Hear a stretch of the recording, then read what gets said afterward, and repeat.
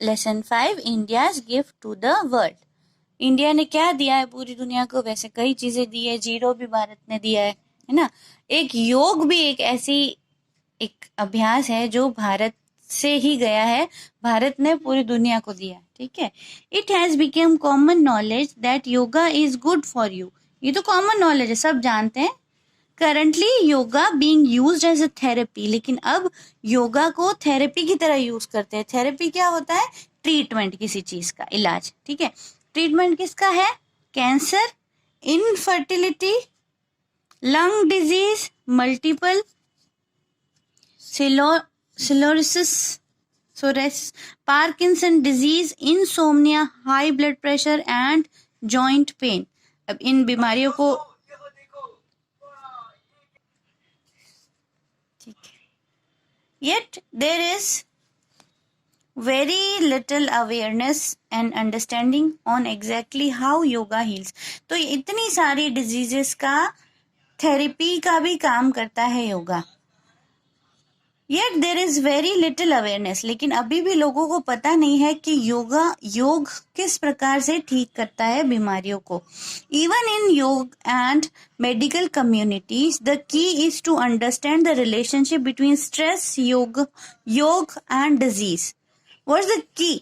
अब किस तरह से ये ठीक करता है, क्या रिलेशनशिप होती है स्ट्रेस और योग और बीमारी में, कैसे ठीक करता है? मतलब क्या है कि किसी को स्ट्रेस है तो वो कैसे योगा कैसे उसको कम कर सकता है, और कौन सी डिजीज का ट्रीटमेंट कर सकता है, ये इन चीजों को समझना होता है, ठीक है। स्ट्रेस से ही नॉर्मली सारी बीमारियां होती है। स्ट्रेस मतलब चिंता ज्यादा करना, किसी चीज की टेंशन करना। Medical research estimate that as much as 90% of illness and disease stress related. सारी 90% डिजीजेस, 90% डिजीजेस, बीमारियां जो है सारी स्ट्रेस से जुड़ी हुई है, ठीक है, चिंता से जुड़ी हुई है। A few of many diseases, इनमें से कई सारी ऐसी बीमारियां, conditions that have been linked to an over active stress responsible include cardiovascular disease. सबसे पहली चीज जो स्ट्रेस से जो बीमारी होती है वो है हार्ट की बीमारी, कहते हैं हार्ट की, उसको कहते हैं कार्डियोवास्कुलर। डिप्रेशन में चले जाते हैं लोग, एंजाइटी मतलब घबरा जाते हैं, ब्लड प्रेशर हाई हो जाता है, पसीने पसीने हो जाते हैं सब, उसको कहते हैं anxiety. Some types of diabetes, mellitus, कुछ प्रकार की डायबिटीज को भी ये हील करता है योग, और मिलेट्स को।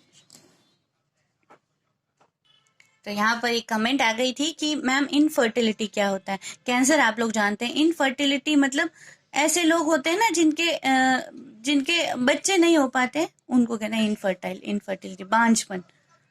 और बाकी ये सारी जो बीमारियां हैं ये सब स्ट्रेस से होती है, कमजोरी आ जाती है, ब्लड प्रेशर ज्यादा होने लगता है, ये सब।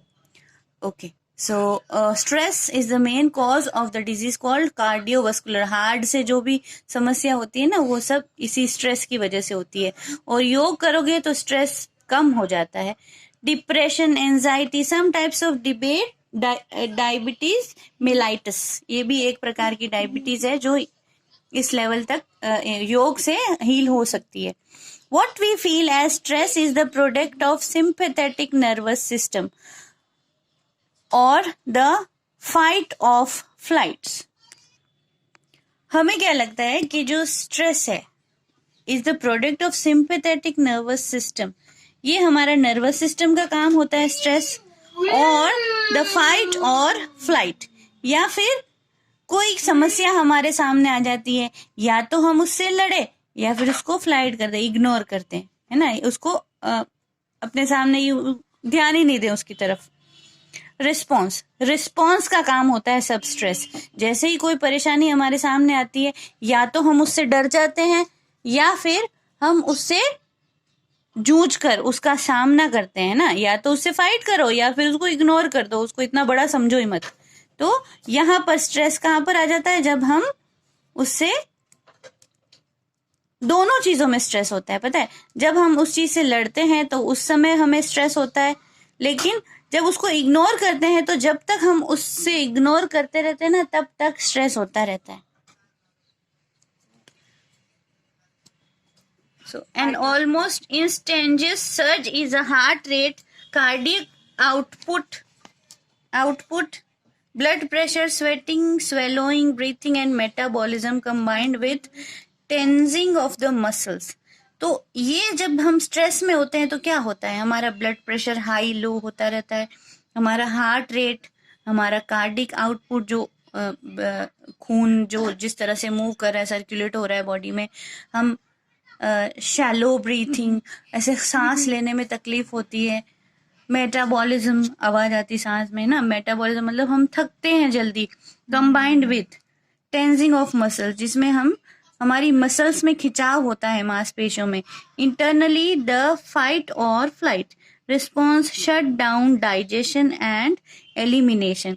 और इसी चीजों में स्ट्रेस में क्या होता है, जो रिस्पॉन्स है फाइट और फ्लाइट में, हम क्या करते हैं, इसी चीज के अंदर जो डाइजेशन, जो खाना पचाने वाला प्रोसेस है वो कमजोर हो जाता है, ठीक है, और एलिमिनेशन वाला खाना बाहर निकालने वाला, and reduces blood flow into internal organ. तो क्या खराब हुआ इसमें, हमारा पेट खराब हो जाता है इस स्ट्रेस की वजह से. स्ट्रेस आता है, फाइट करे या फ्लाइट करे, उससे उस चक्कर में हमारा डाइजेशन है ये भी खराब हो जाता है. The fight or flight response prepare us to respond to many environmental threat by fighting against it or fleeing from it. या तो फाइट करना है किसी परेशानी से, या फिर उससे फ्लीइंग करना, उड़ जाना है, उसको परवाही नहीं करनी है उसकी, ठीक है. ये भी हमारा एक एनवायरमेंटल थ्रेट है. हमारा जो आसपास की जो सोसाइटी है ना वो भी डिपेंड करती है उस पे. वो मतलब कई बार कई काम हमें ऐसे करने पड़ते हैं कि यार लोग क्या कहेंगे, समाज क्या कहेगा, ऐसी फोटो अपलोड मत करो, समाज क्या कहेगा, ये इस तरह से. तो एनवायरमेंटल थ्रेट ज्यादा बनी हुई होती है. But long term continuous exposure to stress is harmful. चलो स्ट्रेस लेना भी कभी कभी जरूरी होता है, लेकिन ज्यादा देर तक अगर स्ट्रेस ले लिया तो वो हार्मफुल है. Placing excess wear and tear on the body system, जिससे ज्यादा बॉडी का सिस्टम, ज्यादा स्ट्रेस लेने से क्या होगा, वियर एंड टीयर हो जाएगा, ज्यादा वो परेशान होके. वियर एंड टीयर क्या होता है, कोई जैसे कोई चीज हमने ज्यादा पहन ली, हमने कपड़े और पुराने हो गए, तो इस तरह से हमारा जो बॉडी में जो अच्छी वाली चीज है ना वो सारी खराब हो जाएगी इससे. System and severely limiting the bodies natural maintenance and healing abilities. और जो हमारी बॉडी में जो नेचुरल जो शक्ति है जिसकी वजह से हम बीमारियों से लड़ते हैं वो भी कमजोर हो जाएगी. चोट लगती है उसको हील करते हैं तो उसकी हीलिंग एबिलिटीज है वो भी कम हो जाएगी. Chronic stress can lead to continuously high level of cortisol. Chronic stress क्या होता है, बहुत टाइम से लिया हुआ स्ट्रेस, बहुत टाइम से अपन कोई चीज के लिए चिंता कर रहे हैं वो, ठीक है, वो क्रोनिक स्ट्रेस है. Can lead to continuously high level of cortisol. जब हम ज्यादा स्ट्रेस में रहते हैं, चिंता में रहते हैं, तो हमारी बॉडी में एक हार्मोन रिलीज होता है, उस हार्मोन को कहते हैं कॉर्टिसोल, ठीक है. और this hormone at normal level helps to maintain an active healthy body. एक क्वेश्चन है पीछे कॉर्टिसोल से रिलेटेड, तो ध्यान से सुनना है. This hormone at normal level helps to maintain. ये हार्मोन कॉर्टिसोल हार्मोन क्या करता है, हमारी बॉडी के अंदर हमारी एक्टिव, हम कितने एक्टिव हैं काम करने में, हम कितनी एनर्जी डालते हैं, हमारी हेल्दी बॉडी इसको मेंटेन करता है, इसका रेगुलेशन करता है, including regulation of metabolism and blood pressure. तो ये जो कॉर्टिसोल हार्मोन है ना, ये हमारा मेटाबॉलिज्म मतलब हम कितनी देर में थकते हैं, थकान जल्दी नहीं होना, है ना. जो थकता है जल्दी उसकी मेटाबॉलिक रेट कम है, और जो ज्यादा देर तक काम कर सकता है उसकी मेटाबॉलिक रेट हाई होती है, ठीक है. मेटाबॉलिज्म मतलब जो थकान से रिलेटेड है, और हमारा ब्लड प्रेशर. तो ये दोनों चीजें कौन मेंटेन करता है, cortisol hormone. But excessive amounts of cortisol can suppress the immune system. लेकिन जब ये हार्मोन ज्यादा रिलीज होगा कॉर्टिसोल, तो क्या होगा, हमारी बॉडी के दूसरे जो सिस्टम है उनको वो खराब कर देगा बिल्कुल. But excessive amount of cortisol can suppress the immune system, हमारी जो इम्यूनिटी है, हमारे अंदर रोग प्रतिरोधक जो क्षमता है, रोगों से लड़ने की जो इम्यूनिटी होती है ना, उसको कम कर देता है जब ये हार्मोन ज्यादा निकलता है। एंड कॉज स्लीप डिस्टर्बेंस, उससे क्या होता है, नींद नहीं आने की बीमारी हो जाती है। लॉस ऑफ एपिटाइट, भूख नहीं लगती। High levels of cortisol can also increase your heart rate, heart beat जो है वो तेज हो जाती है। ब्लड प्रेशर भी तेज हो जाता है, हाई लो हो जाता है। योर कोलेस्ट्रॉल एंड ट्रिग्लिसराइड लेवल्स, ये क्या होता है, risk factors for both heart attacks and stroke. जो हार्ट अटैक आ जाता है, स्ट्रोक आ जाता है लोगों को, उसके cortisol act as sedative, the byproducts of cortisol act as sedatives मतलब ऐसी दवाइयां जिनसे नींद आती है, तो उनमें ये कॉर्टिसोल हार्मोन भी होता है, which can lead to changes in mood. जब हमारी नींद, आप लोगों को पता है, जब हम नींद ले लेते हैं अच्छे से तो हमारा मूड ऑटोमेटिकली अच्छा हो जाता है। तो ये जो है कुछ ऐसी दवाइयां जो हमें नींद आ जाए, specially to feeling of depression, नींद आने से क्या है, हमारा जो थोड़ा बहुत टेंशन वगैरह होती है वो भी थोड़ी कम हो जाती है, हम लोग एक्टिव फील करते हैं। तो ये जो है ऐसी दवाइयां जो बाय होती हैं, वो इन्हीं का जो है डिप्रेशन से हमें कम करती है, ठीक है। तो उसमें भी ये हार्मोन होता है। Fortunately, the body has a natural counterbalance to fight or flight. हमारी बॉडी में ये, इसके लिए हम बहुत फॉर्चुनेट हैं, हम बहुत सौभाग्य से भरे हुए हैं कि हमारी बॉडी में नेचुरली ये चीज होती है कि हम फाइट करें या इग्नोर करें, ये हम अब ऑटोमेटिकली हमारी बॉडी ही बता देती है। जब हम ज्यादा ही थक जाते हैं तो फिर हम इग्नोर करने लग जाते हैं उस काम को। So response called parasympathetic nervous system और relaxation response. The parasympathetic nervous system becomes activated when the threat or stress or has passed or ended. So, the parasympathetic nervous system becomes activated when the threat और stressor कौन होता है, stress देने का जो कारण है ना, उसको स्ट्रेसर कहते हैं। हैज पास्ड और एंडेड, जब स्ट्रेस जिससे हमें हो रहा है, जैसे एग्जाम आते हैं तो कुछ बच्चे स्ट्रेस में आ जाते हैं, वो जब एंड होने वाले होते हैं तो क्या होता है, जो हमारा जो नर्वस सिस्टम है ना, वो थोड़ा पैरासिम्पैथेटिक नर्व्स जो है वो एक्टिवेटेड होती है, but it also can be consciously activated by deepening the breath.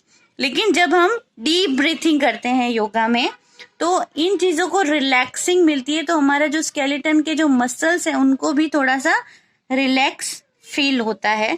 तो ये क्या है ना, मतलब क्या है, ये ऐसे नहीं है कि जैसे एग्जाम हो गए तो सारा स्ट्रेस खत्म हो गया, एकदम खत्म हो जाता है तो फिर हमारी बॉडी में ये स्ट्रेस आ जाता है कि स्ट्रेस कहाँ गया सारा।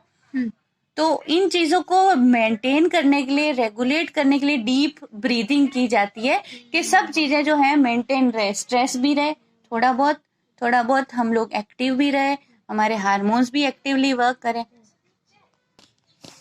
When activated, the parasympathetic nervous system lowers blood pressure, heart rate, and respiration. So, जब एक्टिवेट होते हैं द पैरासिम्पैथेटिक नर्व्स, ये कब होती है, डीप ब्रीथिंग में। योगा में जो हम वो लंबी सांसें छोड़ते हैं ना, योगा करते हैं, कपाल भारती क्या कहते हैं उसको, तो उस समय क्या है, जो पैरासिम्पैथेटिक नर्व्स है हमारी बॉडी की, वो लो कर देती है ब्लड प्रेशर को, हार्ट रेट को और रेस्पिरेशन को, जब हम सांस छोड़ते हैं ना डीप ब्रीथिंग में। Digestion and elimination are allowed to be stimulated, और तो हमारा डाइजेशन और एलिमिनेशन मतलब बॉडी में से वेस्ट प्रोडक्ट्स निकलना, ये पसीना, ये सुसु वगैरह जो भी होता है वो सब, so allowed to stimulate and blood is free to travel. जब बॉडी क्लीन हो जाएगी तो क्या है, ब्लड बिल्कुल फ्री हो जाएगा ट्रेवलिंग के लिए। अच्छा, कोलेस्ट्रॉल क्या होता है, कोलेस्ट्रॉल में क्या है ना, जब कोलेस्ट्रॉल जम जाता है हमारी बॉडी में, ये बिल्कुल वैसा ही है जैसे कभी जब हम सर्दियों में देखते हैं हमारे जो घी वगैरह होता है बर्तनों में बिल्कुल चिपक जाता है, तो उसी तरह से कोलेस्ट्रॉल क्या होता है, हमारी नसों के चारों तरफ, जो हमारी वेन्स है ना, उनके अंदर चारों तरफ वो चिपक जाता है घी की तरह, और फिर तो क्या होता है ना, खून को फिर जगह कम मिलती है, तो इसलिए ब्लड प्रेशर जो है वो हाई और लो होता रहता है, क्योंकि हमारी नसों में तो कोलेस्ट्रॉल भर जाता है। ओके, सो आप जब हम इसको पासबुक में पढ़ते हैं तो बहुत ही मोटे मोटे शब्द हैं, तंत्रिका तंत्र वगैरह, वो नहीं समझ में आने वाले। Okay, so then the blood is free to travel to digest. Deep breathing वगैरह करने से कोलेस्ट्रॉल लेवल, ये सारे लेवल्स कम हो जाते हैं ना, तो हमारी जो बॉडी है वो बिल्कुल फ्री, खून बिल्कुल फ्रीली मूव करता है अंदर, ब्लड सर्कुलेट। सो ग्लैंडुलर सिस्टम, जो हमारे ग्लैंड्स होते हैं, पिट्यूटरी ग्लैंड वगैरह, ये जो ग्रंथियां होती है वो सब, और हमारा इम्यून सिस्टम भी ठीक हो जाता है। The relaxation response is also known as rest and renew stage. जब हमारी बॉडी रिलैक्स होती है, जब हम सोते हैं, डीप ब्रीथिंग करते हैं, और काफी सारी ऐसी एक्सरसाइजेस होती है, तो हम रेस्ट और रिन्यू कर पाते हैं हमारी बॉडी को, हमारी एनर्जी को। When the body has time and resource to heal the body and the respond to illness obviously by increasing the frequency, time and depth of the relaxation response.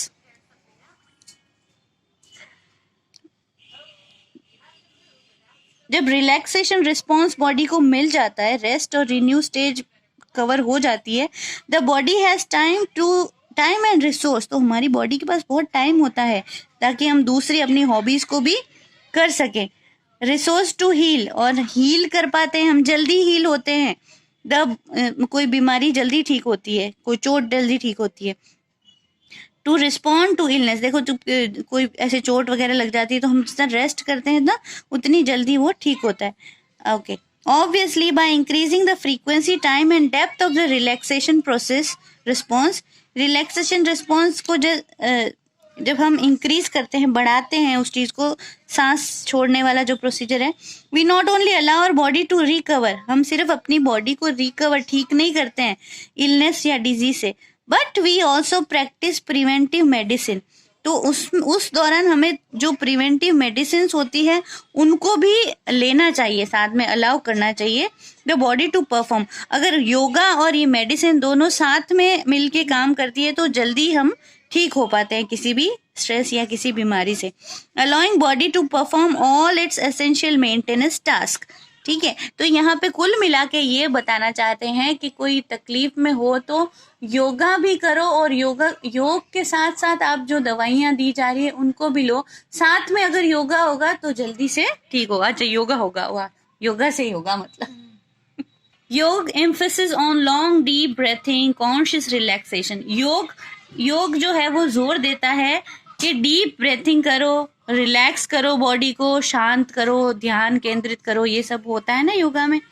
The parasympathetic nerves, फिर से आ गई वो nerves system, and promotes its rest and renew function. ठीक है, in fact a recent study has shown yoga to decrease the level of stress hormone cortisol. और अभी कुछ स्टडी की है साइंटिस्ट ने, उन्होंने पता लगाया है कि जो कॉर्टिसोल हार्मोन जो होता है in blood, it's also decreases the level of stress, तो ये भी इंप्रूव होता है, इसका भी secretion. The meditative practices of yoga help to reduce responsiveness of mind to stressors.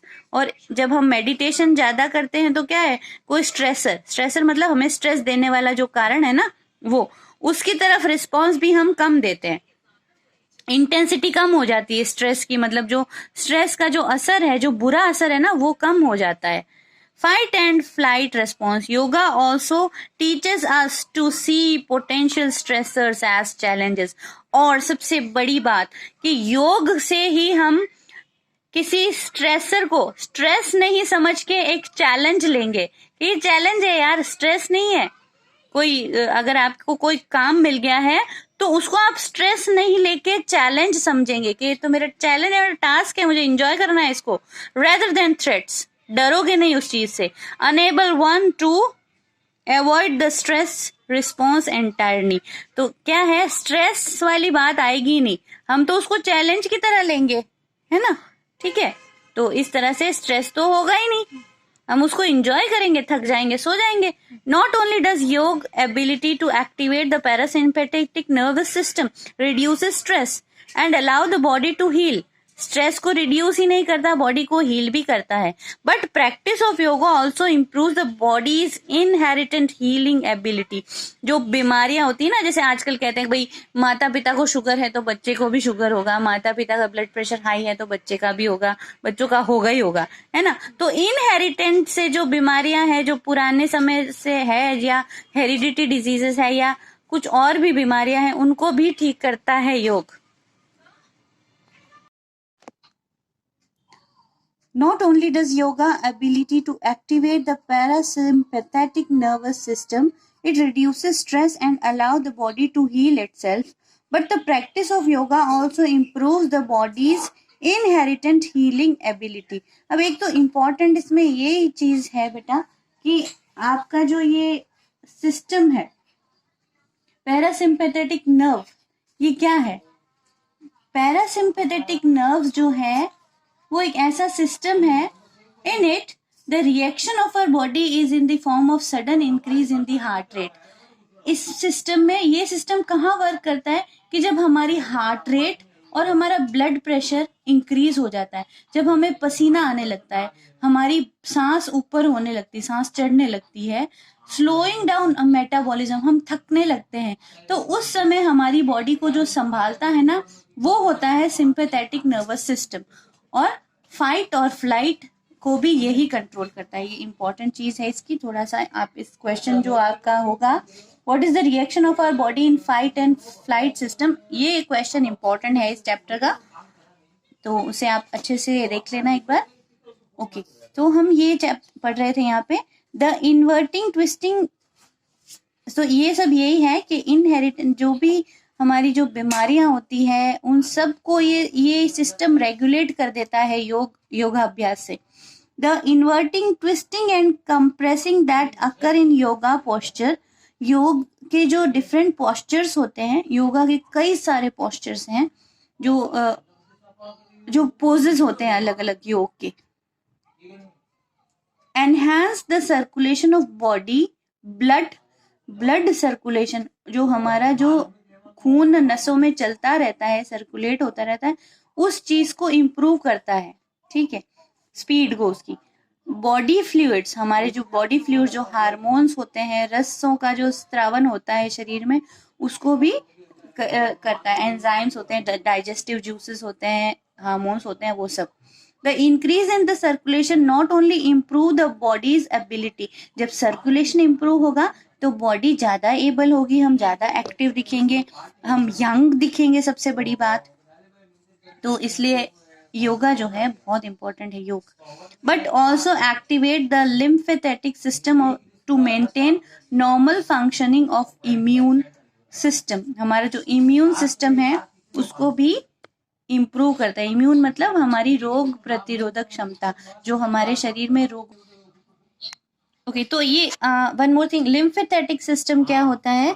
हमारी बॉडी का जो वाइट ब्लड सेल्स जहाँ पर होते हैं, जो रोगों से लड़ने वाला जो सिस्टम है ना, और इम्यूनिटी क्या है? हमारी क्षमता रोगों से लड़ने की, इसको इम्प्रूव करता है योग। Yoga postures also improve muscle strength, हमारी मसल्स को भी वो स्ट्रॉन्ग बनाता है, फ्लेक्सिबल बनाता है हमारी बॉडी को। रेंज ऑफ मोशन, हम लोग हिलना डुलना जल्दी कर पाते हैं। जब आप एक्सरसाइज, अगर जो लोग करते होंगे एक्सरसाइज या योग, उनकी जो बॉडी है ना बहुत एक्टिव होते हैं, वो बहुत, आपने देखा वो स्पोर्ट्स पर्सन बहुत एक्टिव होते हैं क्योंकि वो एक्सरसाइज करते हैं। इसलिए all very important for healing and prevention of the musculoskeletal disease such as arthritis, osteoporosis. Now arthritis जोड़ों में दर्द, osteoporosis इसमें क्या होता है? कैल्शियम, हड्डियां जो है ना वो बनना बंद हो जाती हैं, हड्डियां। मतलब जैसे अगर किसी की हड्डी टूट जाए तो वापस उसको बनाने के लिए जो चाहिए होता है शरीर में वो नहीं हो पाता है, हड्डियां कमजोर हो जाती है ऑस्टियोपोरोसिस में। आर्थराइटिस जोड़ों का दर्द, तो ये कौन सी डिजीजेस है? Musculoskeletal diseases. तो इनसे भी हम अपने आप को बचा सकते हैं, इस तरह के आर्थराइटिस और ऑस्टियोपोरोसिस जैसी बीमारियों से, योगाभ्यास से। Yoga emphasis on deep breathing combined with back bends improving lung capacity. जब पीछे की तरफ बेंड होके लोग योगा करते हैं, हम लोग देखते हैं ना स्वामी जी को, वो रामदेव जी महाराज को आड़े टेढ़े कैसे भी कर लेते हैं अपने आप को। तो इससे क्या होता है, बैक बेंड, जब हम बैक को बेंड करते हैं पीछे की तरफ, improves lung capacity and function. हमारी जो लंग्स हैं, फेफड़े हैं जो हमारे, उनकी कैपेसिटी और फंक्शनिंग बहुत अच्छी हो जाती है। Practicing yoga also encourage one to lead a healthier lifestyle, and most important thing of this chapter is that whenever practicing yoga encourages one to lead a healthier lifestyle, हमारा lifestyle healthy हो जाता है through developing the self awareness and discipline required for positive behavior modification। और जब हमारा lifestyle improve हो जाएगा तो क्या होगा, हम अपने आप की तरफ अवेयर रहेंगे, हम अपने आप से प्यार करने लगेंगे। जब शीशे में देखेंगे हम इतने फिट हैं तो हम अपने आप सेल्फ अवेयर हो जाएंगे और अच्छा दिखने की कोशिश करेंगे और अच्छे से योगा करेंगे और तैयार होंगे, कपड़े पहनेंगे, फिट होंगे तो हम। और ये जब हम अच्छे दिखते हैं तो अपने आप हमारा जो बिहेवियर है वो पॉजिटिव हो ही जाता है। तो इम्पोर्टेंट चीज़ क्या है हमारे लिए, हमारी देखिए गर्ल्स से मैं कहना चाहती हूँ, सभी से कहना चाहती हूँ, गर्ल्स एंड बॉयज़, अगर आप फिट दिख रहे हो तो you don't need any kind of accessories. आप तरह तरह के jacket, earrings, necklaces, tops, jeans, ये ज़्यादा चाहिए ही नहीं अगर आपकी बॉडी अगर हॉट दिखती है। सो ये एक अच्छी बात है। So while yoga provide such a strong support to the body's healing mechanisms, जब योगा ये प्रोवाइड करता है कि बॉडी में हीलिंग मैकेनिज्म्स, जो हीलिंग पावर है बॉडी की, वो इम्प्रूव होती है योग करने से। It is important to view yoga as an adjunct और कॉम्प्लीमेंट्री थेरेपी। तो हम योग को क्यों नहीं एक कॉम्प्लीमेंट्री थेरेपी ही समझे, ये भी एक इलाज ही है। एडजंक्ट मतलब इसकी प्लेस पे, बजाय कि हमारे सर में दर्द हो रहा है या कुछ भी हमें जॉइंट्स में पेन रहता है तो क्यों ना दवाइयाँ लेना, गोलियां लेने की बजाय हम योग करना शुरू कर दें, योगाभ्यास शुरू कर दें। तो इसे हम एडजंक्ट कॉम्प्लीमेंट्री समझ सकते हैं मेडिसिन से, and not relied upon as only the therapy for healing disease. सिर्फ हम इसी डिजीज को हील करने के लिए सिर्फ थेरेपी पे या दवाइयों पर ही डिपेंड ना रहे, हम योग अभ्यास भी साथ ही में